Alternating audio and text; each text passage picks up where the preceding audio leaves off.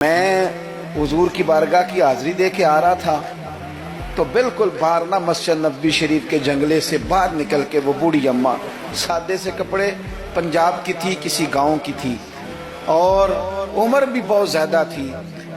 उसके सादे से जुमले वो दूर बैठ के ना, चूंकि करीब तो खवातीन का आना दुरुस्त है भी नहीं और वो आने भी नहीं देते, तो वहाँ बैठी थी। चले, मैंने भी बहुत सारे नातें सुनी हैं, अल्हम्दुलिल्लाह, सुनते रहेंगे जब तक जिंदा हैं।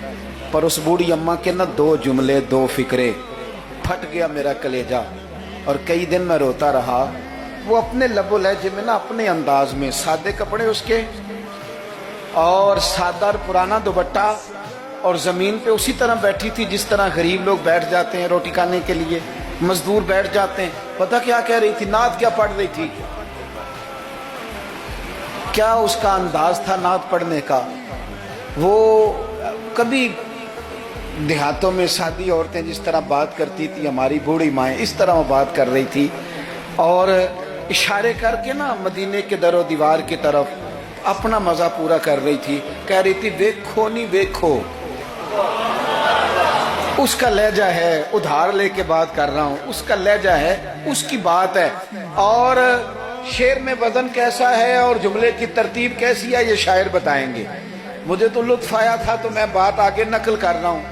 वो कह रही है और वो मतलब अवाम को मुतवज्जे नहीं कर रही, वहां तो है ही कोई नहीं, अकेली बैठी है, अपना ज़ौक़ पूरा कर रही है।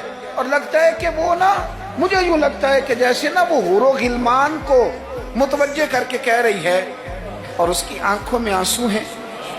थोड़ी देर इतना रोती है कि आवाज बाहर आती है उसकी, फिर दोबारा बात शुरू करती है, फिर अपने पल्लू से आंसू पहुंचती। कहती क्या है, कहती है, वेखो नी वेखो किड्डे करम कमाए सू, मेरे जे गंदे मंदे भी दर ते बुलाए सू।